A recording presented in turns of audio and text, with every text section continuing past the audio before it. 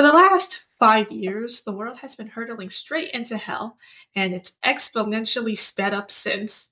So let's talk about Greek hell. I'm on the highway to hell. On the highway to hell.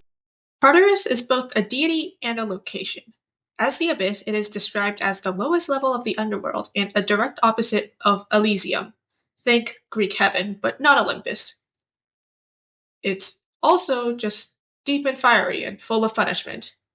Hesiod said that it would take a golden anvil 9 days to fall from the heavens to the earth, and then 9 more days for it to reach Tartarus.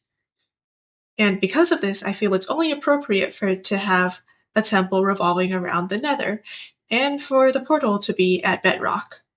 Now, as a location, Tartarus doesn't have any myths about itself, since it's a location, but it does have a lot about its residents. So let's go over the three most well-known ones. Sisyphus was the first king of Ephyra and former prince of Thessaly, fathered by Aeolus, not to be confused with Aeolus. Future Relica here, and I realized I can't do this. I don't have enough time because I have at most part of the weekdays and just the weekend to research, edit, record, and then post, and I just don't have the time to do that. And I was just, if I was to do this in Minecraft, and you know what, I was never good at Minecrafting anyways, so, hey, overly sarcastic. Nice video format. It's mine now. He's pretty well known for his punishment in Tartarus, and maybe even the myth behind it, but what else did he do? Incest. He committed incest. So, according to Hyginus, Sisyphus has this brother named Salomonius who he hated and wanted to get rid of. I'm not sure why, as it's never stated in the source, but it probably has something to do with how arrogant the man was, trying to imitate Zeus before getting struck down. But anyways, back to incest. Sisyphus consulted Apollo, who told him that if he has children with Tyro, Salmoneus' daughter, as in his brother's daughter, as in his biological niece, they would avenge him. For what reason? I will never know. But Apollo, what the? So he does that, and out pops two sons, which Tyro immediately kills because I guess abortion didn't exist yet. And apparently Tyro was always roped into incest shit before that because she was married to her other uncle, Cretheus, also Sisyphus and Salomonius' brother. This isn't a family tree, it's a tumbleweed. He actually left her after she had an affair with Poseidon, so yay? Anyways, let's go talk about his most famous myth. So, Zeus abducted this girl named Aegina, who was one of the 9 daughters of this river god named Asopus. Sisyphus conveniently knew about her whereabouts, so he decides to trade that information in exchange for Asopus to make a spring flow through the Corinthian Acropolis. And that deed specifically of helping a desperate father find his kidnapped daughter, that was what pissed off Zeus enough to decide he had to go. But no, not when he decided to screw his niece to have a child that'll kill his brother. No, Zeus was completely chill with that.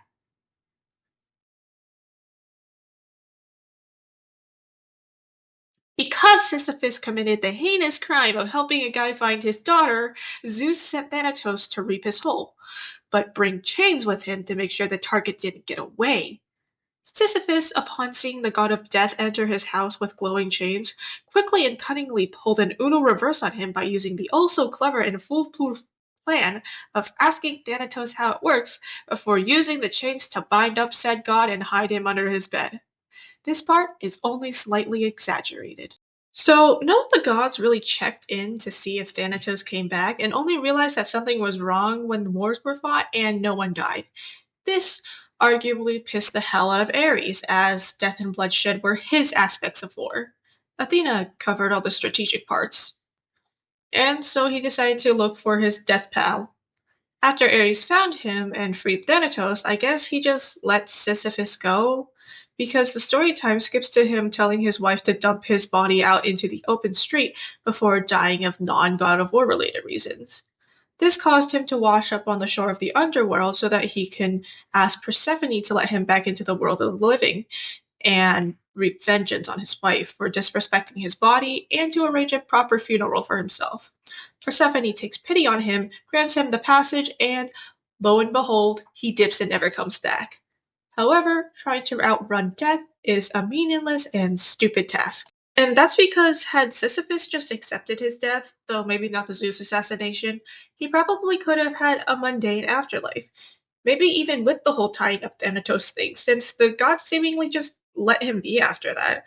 But instead, he pissed off and caused so much trouble for the gods, and thus he was formed to perform a task as futile as trying to cheat death by pushing a boulder up a hill that would just roll down halfway for the rest of eternity. Oh, and his brother Salmonius is also there. Another message from Future Alika here. Because it's their school tomorrow and it's pretty late, I will have to cut the video here. I do have the other two stories recorded and ready, but I just don't have the frames for them. But I definitely will be sticking to this more drawn, overly sarcastic format, mainly because it's a lot more convenient to do so. Like, I could do it at school, at lunch, or in art class. I could just like pop down my iPad or open up Photoshop and draw the frames instead of having to wait to get home to boot up Minecraft to play in order to make the statues. So I will be sticking to this. And since the other two tales are a lot shorter than Sisyphus's, I will also making those in one video. But otherwise, I hope you enjoyed. Signing off.